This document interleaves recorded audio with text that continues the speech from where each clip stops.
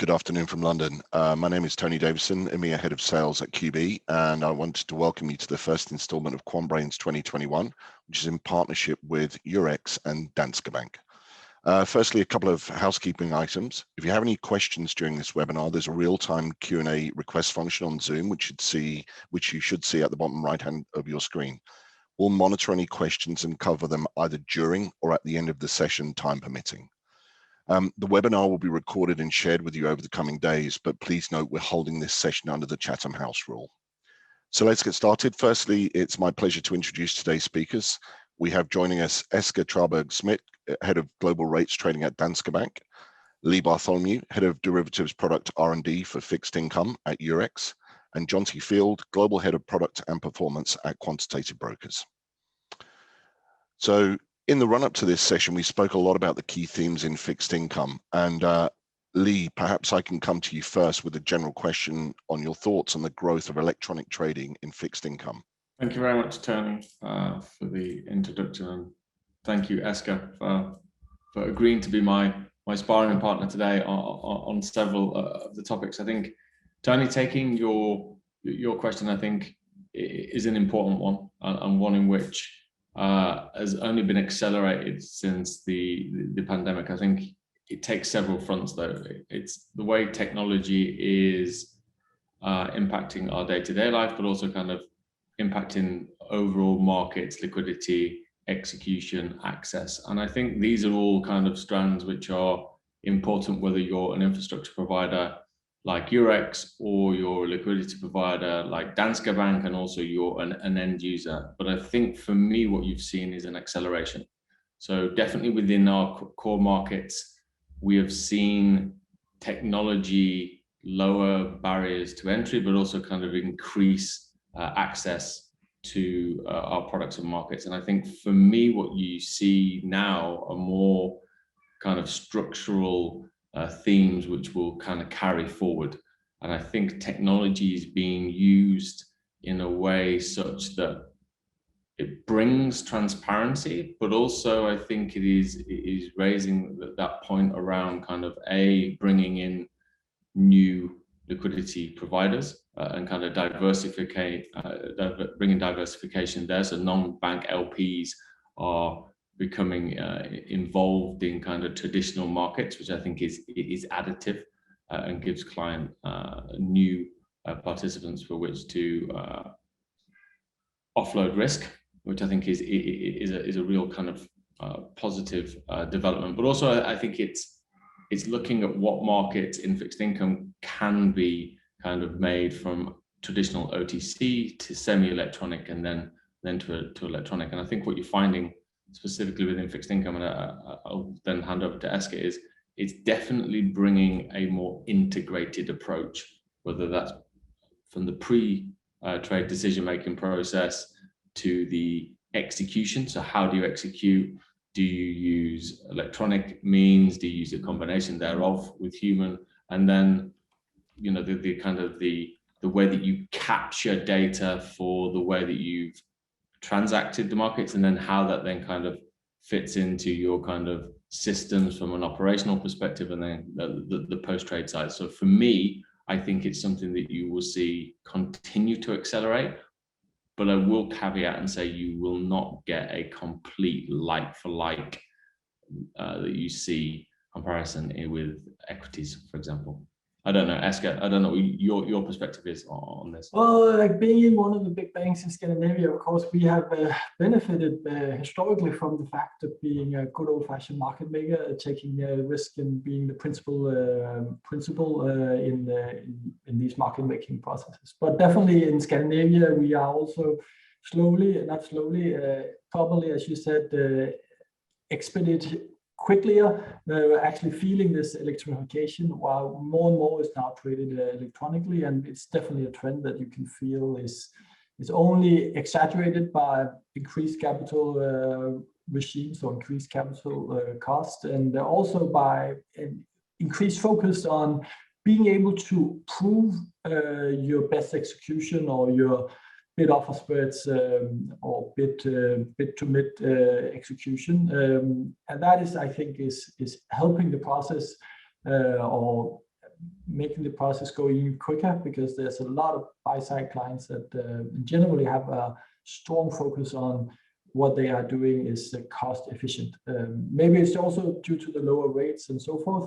But whether we will end in a total electronification in the Scandinavian market, I'm probably a little in doubt, because I think also it's part of giving liquidity in products that are not readily available.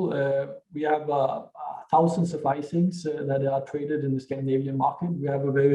We're proud of ourselves to have a very deep covered bond market, which is actually quite liquid compared to other markets, including Germany and other, where the liquidity in the secondary market is very thin.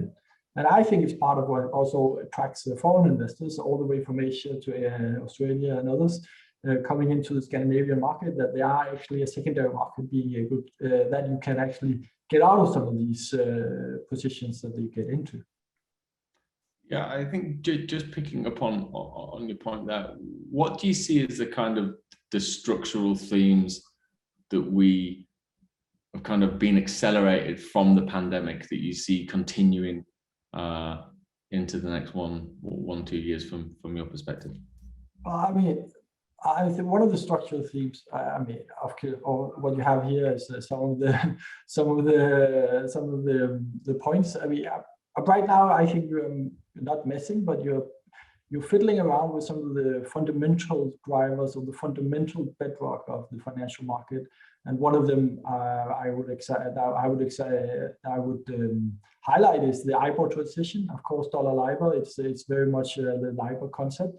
But of course, it suddenly creates and suddenly puts to question some of the swap markets that we're also trading in Scandinavia. And so far, we're not in a situation where we're shifting away from many of the local IBORs. But in general, there's a certain focus on preparing for the potentially, as some would say, inevitably, that we will have to have a market without IBORs and have more reliance on RFR. And then when you set up a new swap market on RFR, it's natural to think in these new liquidity providers, because you suddenly have a futures market, or you have a demand for a futures market on these new RFRs now that you set it up from the beginning. I think that's one of the things that I will highlight. Yeah, I think that we see that in our markets as well, in the sense that in order to create or take liquidity from one level to the next level, then you kind of, you need a combination of participants, but also you need the demand there, right? And the infrastructure around it. I think to your point on the RFRs, in Europe, it's kind of, I would say, more of a straightforward process. I think in the US as well, you've got the structural changes, the nuances that are different, right? In the sense that they have an established listed market and OTC market lags, where in Europe, what you tend to find is you've got the OTC market that is developing and evolving, and it's the listed market that tends to kind of become secondary. And I suppose the market focus there is looking at sterling to see what they do there, and then what you can then kind of learn and take forward. But from your point of view, if you look at kind of credit, so I think that's one of the areas, right, in the sense that you've seen a lot of development there over the course of the last several years. So a lot of kind of index business being set up. You've then kind of got the growth of passive, so the ETF market is evolving, and then to support that growth, you've then got new functionality that comes in. And I think to your point is you need a good primary market as well as a secondary market. But some of those portfolio trading, for example, has helped end clients put risk on and take risk off. But from your perspective, how do you see that continuing, and what do you think that holds for kind of the Nordic region?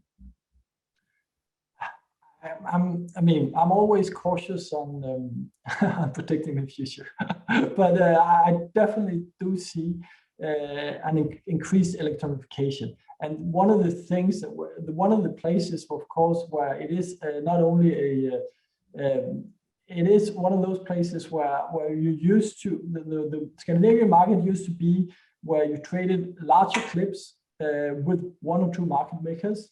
and then that was gradually absorbed into the market. But I definitely do think that now we see more and more people being so focused on the execution part and documenting that you trade a lot more smaller clips, and then you are guaranteed, or you trade closer to mid just because it's smaller clips, which brings some of the, you could, I say, as a good old market maker as me, some of the fun out of it, because suddenly it's much more available and much more easy for some of the more algo-driven, smaller risk, but more frequent trading participants into the game, which is of course a lot easier to quote small tickets than quoting larger tickets, because larger tickets typically requires a certain kind of warehousing of the risk, not only intraday, but intra-month. And do you think that some of that is actually what it does call for is you do need that diversity of liquidity providers, right? Because I think, to your point, what you tend to find is that it's been set up that the technology has allowed clients to kind of slice orders into central limit order books and get risk off over a period of time. But still, in times of stress, what you tend to find they want to do is kind of come in and get that, know that they can get. I think that is a curse. I mean, not a curse, it's a trade-off. And the problem is, of course, that in periods, we really haven't had a crisis before Corona for many, many years. And then you suddenly had Corona, and you saw sometimes the need to have people that could take off larger chunks instead of having only providers of liquidity in very small chunks. It's of course a curse in the sense that if the market evolves, like we've seen in other markets, where there are less and less Scandinavian banks that have the risk capabilities and the limits and the appetite to hold risk, then you would actually over time, I think, erode the people that normally provide liquidity in time of crisis. And that is, of course, it's not a concern I think the regulators have. It's probably more a concern I would have, but I don't think it's something that typically people have this overly concern over, because fundamentally regulators and other would preferably have that it's end users that take over the risk also in time of crisis. But everyone knows how it is. I mean,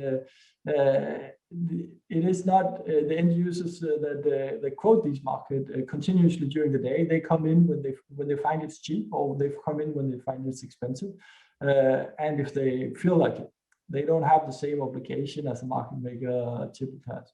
And that's of course a concern that I might have, is that we suddenly end up with only very, very few people that actually have any risk appetite on the more kind of market making side, and a lot of smaller, if you would say, either smaller banks, but or smaller algo kind of driven systems that have a lot of small orders, and but when Corona or other kind of crises hit, then they switch it off and wait for calm markets. And that is what we see. I mean, to a large degree, where a market can move easily 80 cents or Danish kroner, or in Swedish it's øre. In the easy change, the market can move 80 øre without a buying. And then suddenly, when it's calmed down, then we see things changing hands with 1 cent between.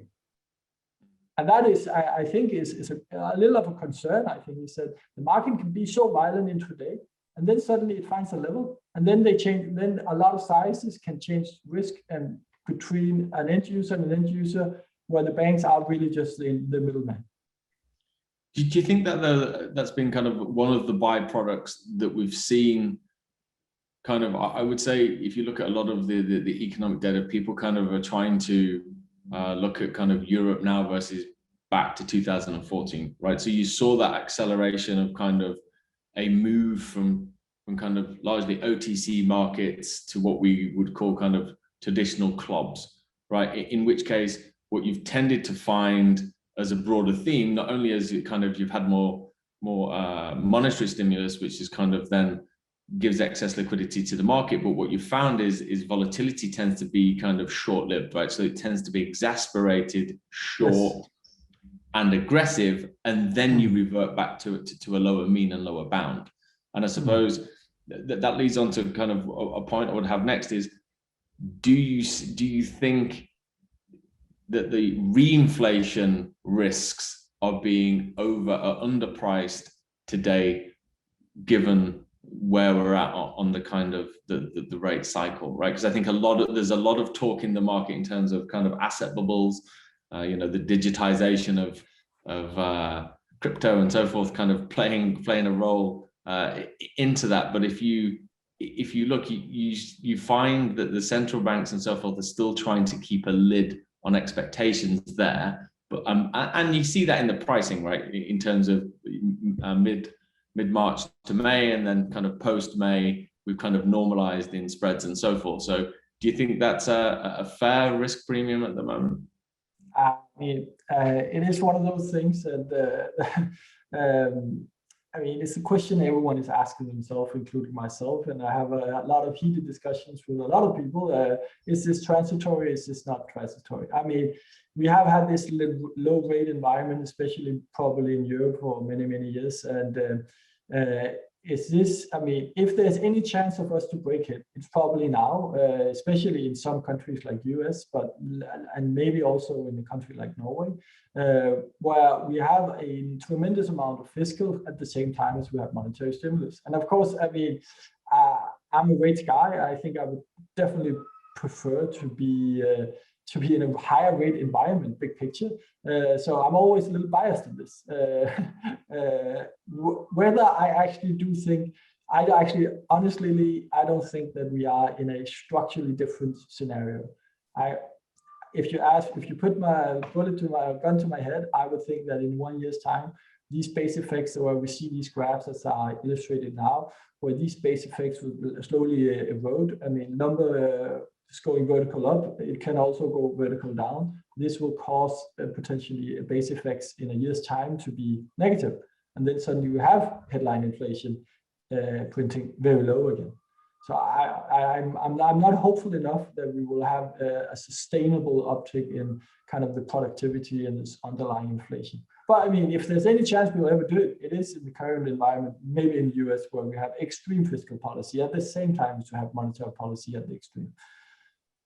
And do you think some of this is to your point? So I think I find it hard to disagree with you in terms of the reinflation expectations, but do you think that also the kind of the volatility that we see and the expectations that we kind of go to higher bounds is because you tend to find over recent time a lot of people, because of costs and capital requirements and margin compression due to passive and so forth, the kind of the carry trade, the kind of crowded component plays into some of those moves as well in terms of overall positioning, and therefore once we've had that spike, you tend to kind of then normalize back to where we are because of the excess liquidity. And like you say, you need fiscal stimulus across Europe in order to kind of complement that, right? I tend to agree with that. That is it's always a positioning element of this. So how can US print 5% inflation and then we have lower rates immediately after? I mean, big picture, I mean, everyone is so afraid of the tapering. Everyone is so positioned for the tapering. So if we were to kind of look at Norges Bank tomorrow or Fed tonight, I mean, it is natural to, I think, I would, if I were to advise them, it would probably be to be a little more hawkish, because the market is prepared for it now. Instead of waiting 3 months or 6 months where people then go back into sleep and then put on the good old carry trades over the summer and so forth, and then suddenly it's not prepared for it. I mean, if anything, positioning right now is among the global community, I think, for higher rates and underweight fixed income. And that's expensive with the current steep curves around the world. Yeah, definitely. And do you think though some of the kind of the volatility is because people have kind of switched to kind of short-term metrics in order to measure performance? I mean, we see that in terms of, so if you think about where I'm going with this is if you think about. I know where you're going, and I agree with you in the sense that we see that all the time. And that's why I'm also a little afraid of this kind of, if there are no one to absorb these moves, because everyone is thinking about the P&L for the next week, and very few people are long-term. And maybe we are also to be fair for all the people that's supposed to think long-term pension funds, we are probably at the biggest crossroad we've been for the last 10, 20 years, because we are at real risk suddenly that the 30-year rates are way too low. So in that sense, we have never been at a more uncertain time for fixed income investors. So when you have big moves in whether it is Danish mortgage bonds or other, there are no one that can say for sure that in 5 years' time, we will be back, or 1 year's time, we will be back with low rates forever. And that exaggerates, of course, the moves that we see. Is that the uncertainty about especially the long end rates, not the next rates, the next year or 2 years, but the long end rates have never been higher in my view. And from your perspective, do you see kind of the role of algorithms in execution, both kind of on the sell side and buy side, increasing? And the reason, I know we discussed kind of foresight on where that's going, but my view there is, I think if you look at swap markets, for example, you're sitting there streaming prices over multiple markets, and then you've got client requests come in, that there is a high degree of automation, right, which is kind of taken place in that. Do you see that kind of keeping pace, and end users also kind of increasing that as part of their kind of toolkit?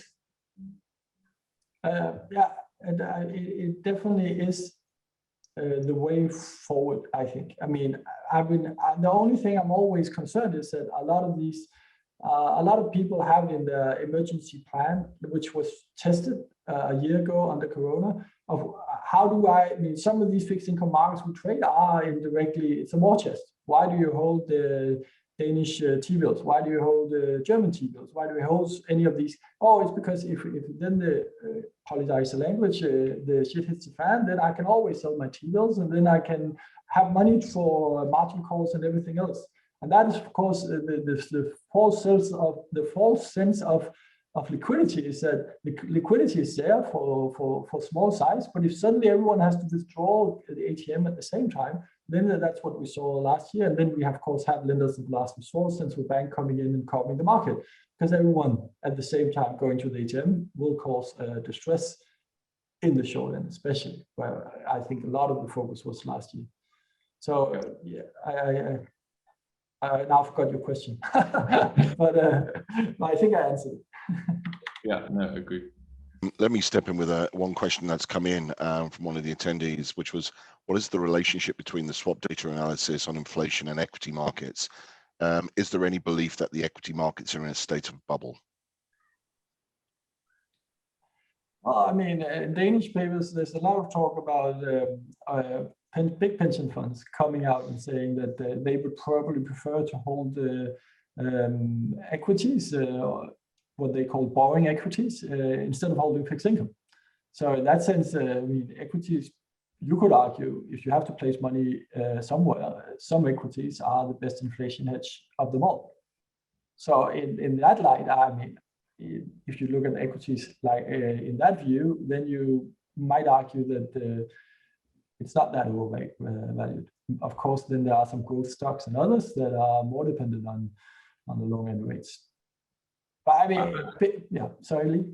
No. I think turning to the question and to the person who asked it, I think what you've found is the equity markets have been the benefactor of several kind of tailwinds, right? One of those tailwinds being the growth of passive, right? Because effectively they need to come in and buy the underlying, as they say, inflows and outflows, right? So I think you kind of you have that aspect. Then you need to look at where the real rate of return is in fixed income, and you've seen kind of that risk tolerance pushed further down the curve, right? And at the same time, as you've seen that, and it goes back to the point that we made earlier about kind of crowding, people chasing that kind of yield of return, and therefore equities actually have been a safe haven for a lot of people to kind of park cash and put that in. I think what makes it difficult now is creating return or having returns that beat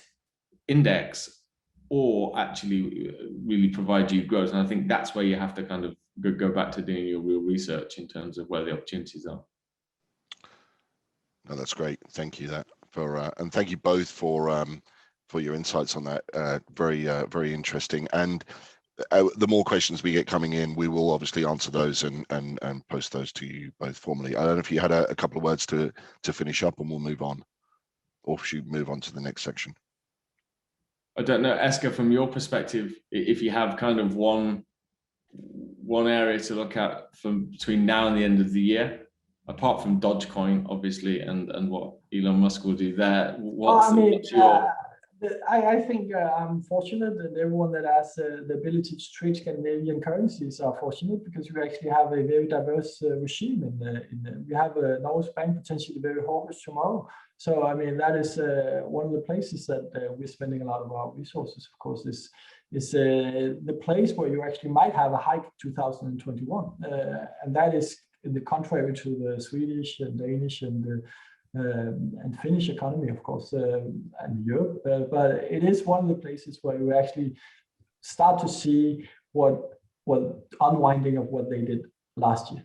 So that is, I think, from a short-term and local perspective, a place that is extremely interesting. And then, of course, later in the year, how the Riksbank and some of the Swedish Central Bank will signal the change of the future policy path, because they were also very aggressive in the Corona crisis, maybe because the negative interest rate weapon is not something that they prefer to use. So they were very aggressive on buying QE and stuff like that. So, I mean, end year, that will be the next thing.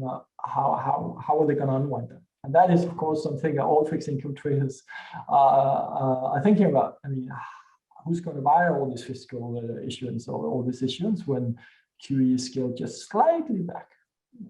Tapering in US is, of course, the biggest thing, but we also have our own little taper tantrums discussions in the Scandinavian market. Jonty, I think we're... Thanks, Lee. Thanks, Eske. That's awesome. And moving on to Jonty. Jonty, perhaps I can ask you for some of your views on some of the current themes that QB is hearing from clients, specifically one area of focus that we spoke about prior to this webinar, that of trading regimes. Super. Thank you, Tony, and good morning, good afternoon, good evening to everyone. Fascinating discussion. I think everyone who knows me is surprised that I haven't sort of jumped in until now. But there's a chart, and I'm looking forward to kind of going through a few of the things that we're looking at. And actually, just listening to Eske and Lee speak, it's really interesting, because we look at the world in such different ways, but yet we're looking at similar markets. So, you know, our approach at QB is very much more on the sort of microstructure and quantitative side, from looking at the data and building things up.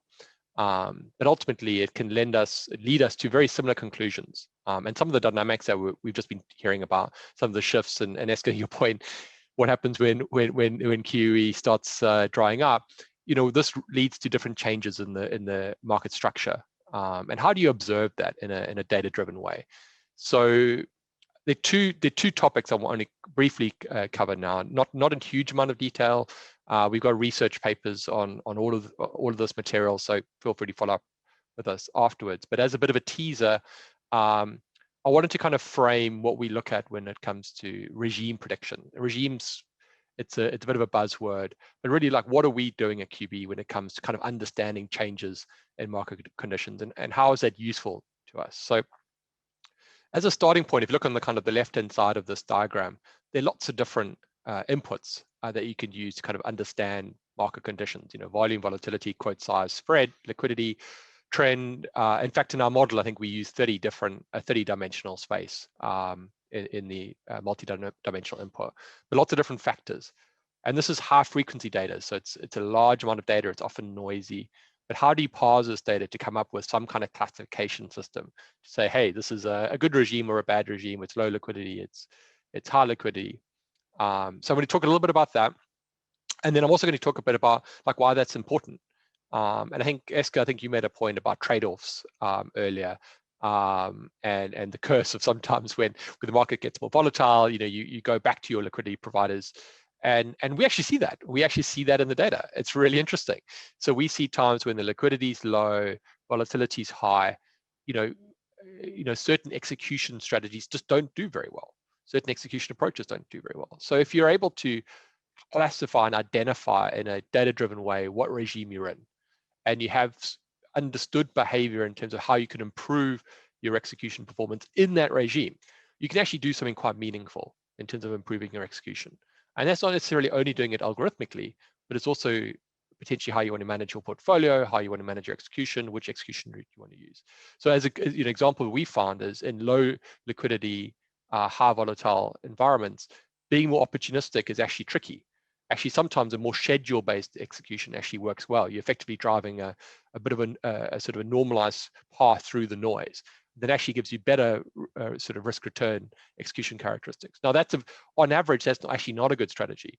But if you're able to identify these regimes, it actually makes a big difference. And for us, it's we don't do the price discovery. That's not our role. What we can do is we can interpret and understand the quality of that price discovery and really use that to inform how we trade. So, how good are we? Where have we got to? So I'm going to show you, Joyce, if we can move to the next slide. I'm going to show you two very similar but different pictures. So I don't want to get too sort of excited about this, but this is just a wonderful result. So I do kind of want to talk a little bit about it. I'm not going to go into too much detail. We can obviously have questions and share the research later. But effectively what we've done here is we've taken high frequency, high dimensional market data, and we've classified that into different regimes. We've then looked at the regimes just before one of our parent orders to effectively identify for that parent order which regime is it in. And then we've looked at that and classified that into 4 different clusters. We've then looked at the realized execution cost of those predicted regimes. In other words, we look at the regime before the trade, so it's not during the trade. And what's really interesting is that you can actually see very different slippage results. Now, on the left-hand side, this is an autoencoder methodology that we've been using, and the reason you can see there the picture is much more separated. You can see much clear differentiation. The group sizes are more uniform. Whereas on the right-hand side, we use a simple PCA for the clustering. Now, the problem with the right-hand side is obviously it's not as distinctive. It's not as evident where those clusters are. The separation isn't as distinct. Now, the challenge with this, when you've got this multiple dimensional data, is you've got the curse of dimensionality. You've got a large amount of data. And often the relationships between these things like volume, volatility, quote size, trend, they're non-linear. So when you're using linear techniques for clustering, like we've done on the right-hand side, you don't pick up on those non-linearities. So the technique that we've been using is this beta Gaussian mixture variation autoencoder model. And the benefit of that model is it uses a variational autoencoder.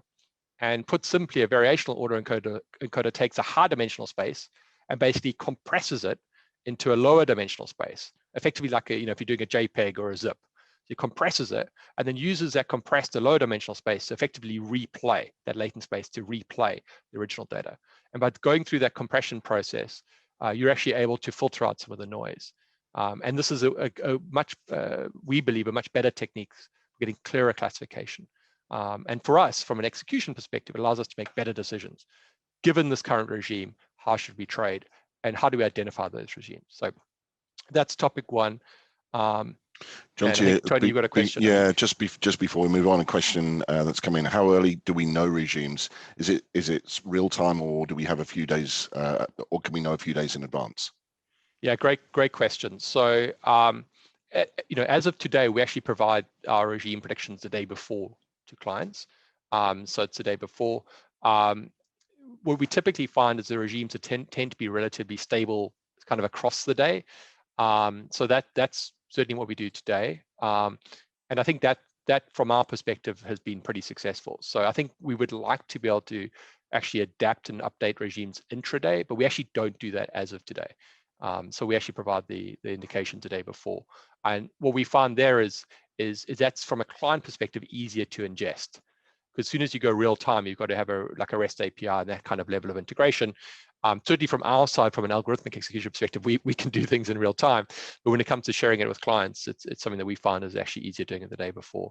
And it typically picks up the market structure that you see across the day. So if anyone's interested in that, we can certainly discuss what we do in that space for clients today. So that's regime, the very quick whirlwind tour through regimes. But from our side, it's been very interesting to take a high dimensional data, compress it, and by the way, this is unsupervised. So we're not saying this is volume and volatility should be linked. This is completely unsupervised. These clusters are being effectively found by the deep neural network process that we're running. So through this, it allows us to adapt. So as the market conditions change, as new entrants come in, as environments change, we're not relying on our intuition here. We can actually let the data speak. And by using these techniques and by effectively filtering out the noise, taking advantage of that compression and encoding and decoding, I think it gives us a very exciting platform for doing lots of other research. So there are a couple of other projects that you'll hear from us that is actually being built off the back of it. But these two pictures, I think, really tell a big story about the efficacy of these deep learning neural network techniques. So that's in terms of the next slide, Joyce. One other point of discussion I just wanted to share is the role. And a lot of what we're talking about, and I think, Eske, I think you were talking about MiFID and kind of best execution requirements, and are we trading at mid? What's the spread? Now, obviously, the markets that we trade on tend to be the very electronic, central limit order book markets. But there's still a question around what's your benchmark. So the example I'm giving here is the roll. So when you're actually doing a futures calendar roll, you're not just doing that at one point in time. It's actually over multiple days. There's actually a progression of the roll through time. And certainly when it comes to Eurex, what we found is the shape of the roll. In other words, the trajectory of the roll, is it going to richen or cheapen? Should you roll early or should you roll late?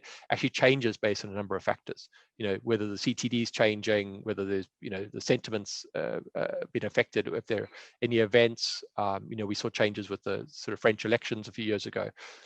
So one of the things that we've been building is effectively a data-driven model to effectively predict and forecast the shape of the roll. So oftentimes when clients are looking to manage their roll positions, they'll do it on block, and they'll be talking about getting their trades at mid. And actually the question or challenge we have is, well, how are you measuring your performance? Because mid at that point in time may not actually be a good price if you look at the whole roll period. So what is the process around measurement of your execution through time?